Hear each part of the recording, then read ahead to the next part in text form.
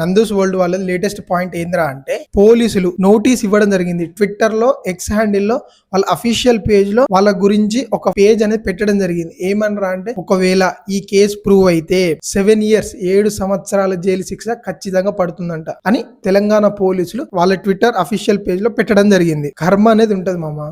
ఎందుకంటే వాళ్ళు చేసిన తప్పులు కొన్ని ఇన్ని కావు, చాలా ఉన్నాయి. చూడ్డానికేమో మామూలుగా ఉంటారు, బట్ చేసే విషయాలేమో ఇలా ఉంటాయి. మేమేం ఇన్నోసెంట్, మాకేం తెలీదు, మాకు అసలు కన్సల్టెన్సీ ఆఫీసు ఇండియాలో లేవు, అసలు ఆంధ్రాలో లేవు అంటున్నారు. అక్కడ ఆంధ్రాలో ఒకటి ఉంది, ఆ గూడూరు గుంటూరు దగ్గర ఒకటి ఉంది. అది ఎవరిది మేడం? అది మీది కాదా? మీ పేరు మీద ఎందుకు ఉంది? ఇలాంటి క్వశ్చన్స్ అడిగితే కేసు వేస్తా, డిఫెమేషన్ కేసు వేస్తా అని అంటుందామే. పాయింట్ ఏంద్రా అంటే అసలు ఇక్కడ మెయిన్ పాయింట్ ఏంటంటే కర్మ అనేది ఉంటది. ఎన్ని తప్పులు చేసినా ఏదో రోజు బయటపడతాయి. ఇప్పుడు ఒక కేసు కాకపోతే ఇంకోటి కాకపోతే ఇంకోటి అన్ని బయటికి వస్తున్నాయి. 20 కాదు 30 వస్తాయి, 30 కాదు 50 కేసుల దాకా వస్తాయి. గుంటూరులో ఒకటి వచ్చింది, హైదరాబాద్ లో వచ్చింది, వైజాగ్ లో వచ్చింది. కేసులు వస్తాయి, మీరు చేసిన పనులు అలాంటివి. ఇంకో పాయింట్ ఏంటంటే వీళ్ళు గుజరాత్ వాళ్ళ దగ్గర 1.25 crores 1,25,00,000 తీసుకున్నారంట.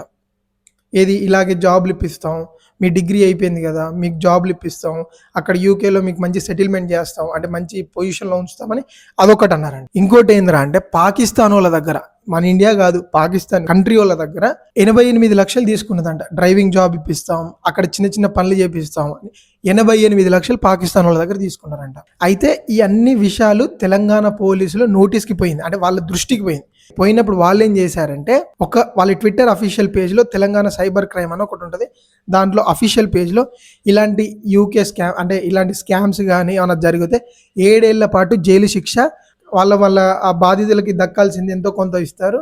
ఎంతో కొంత కాదు, ఫస్ట్ వాళ్ళు ఇచ్చిన అమౌంట్ వాళ్ళకి రిటర్న్ ఇవ్వాలి కదా, దాని తర్వాత కాంపోజిషన్. అది ఇవ్వక ఎటు పోదు. గవర్నమెంట్లో కోర్టులో ఒకసారి ప్రూవ్ అయిందనుకో మామ, పక్కా కట్టాల్సిందే. ఎటు పోతారు వాళ్ళు? కట్టి తీరాల్సిందే. మళ్ళీ ఇంకోటి ఏంటంటే వీళ్ళ మెయిన్ ప్రాబ్లం ఏంటంటే వీళ్ళు మాట్లాడకపోవడం. ఇన్ని ట్రోల్స్ వస్తున్నాయి, ఇన్ని కంప్లైంట్స్ జరుగుతున్నాయి, బయటికి వచ్చి ఏమైనా మాట్లాడాలి కదా. ఏమని మాట్లాడిందంటే ట్విట్టర్లో పోలీసు వాళ్ళు ఇది పెట్టిన తర్వాత తనేమందంటే మేము తెలంగాణ అంటే నేను తెలుగులో అంటే ఆమె ఇంగ్లీష్లో రాసింది, నేను మీకు తెలుగులో ఎక్స్ప్లెయిన్ చేస్తున్నా. మేము తెలంగాణ పోలీసులకి సహకరిస్తున్నాం.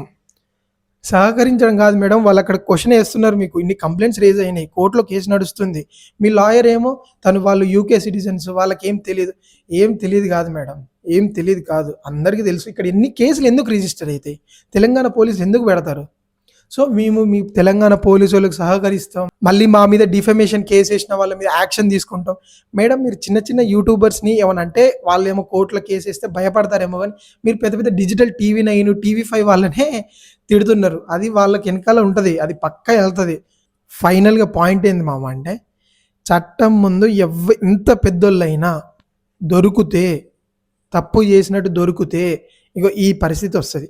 ఇంతమంది ఫాలోవర్స్ యూట్యూబ్లో, ఇప్పుడు ఆ యూట్యూబ్ ఫ్యామిలీ వల్లనే కదా తను అంత రేంజ్కి ఎదిగింది, వాళ్ళనే మోసం చేద్దాం అనుకుంది.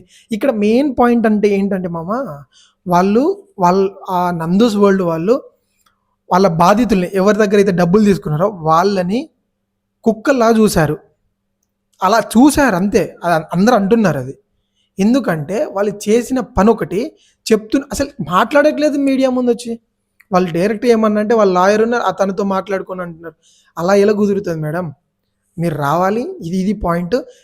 మీ సైడ్ ఒపీనియన్ ఏదో కూడా చెప్పాలి కదా, మీరు చెప్పకుండా ఇప్పుడు ఇంత రేంజ్ ఉంది మీకు, ఇన్ని డబ్బులు సంపాదించి ఎవరి వల్ల? యూట్యూబే కదా. మళ్ళీ వాళ్ళనే మోసం చేద్దామని ఎట్లా అంటున్నారు? అరే పాకిస్తాన్ వాళ్ళ దగ్గర డబ్బులు తీసుకోవాల్సిన అవసరమే ఉంది మేడం. ఇది మామ జరిగింది. అయితే తెలంగాణ పోలీసులు అయితే యాక్షన్ తీసుకోవడానికి రెడీగా ఉన్నారు. ఒకవేళ ఈ శిక్ష మాత్రం ప్రూవ్ అయితే, వీళ్ళు పెట్టిన పిటిషన్స్, వీళ్ళు పెట్టిన కంప్లైంట్స్ అన్ని ప్రూవ్ అయితే కోర్టులో 7 సంవత్సరాలు జైలు శిక్ష. ఇంకా పాయింట్ ఏంటంటే ఆమెకి ఇప్పుడు ఇన్ని సంవత్సరాలు తీసుకున్న ఆమె ఫేమ్ పోయినట్టే కదా. ఇప్పుడు ఇన్ని సంవత్సరాలు యూట్యూబ్లో జర్నీ ఉంది, అంత ఫేమ్ పోయినట్టే కదా. ఇదేదో ముందే ఉండుంటే ఎంత బాగుండు.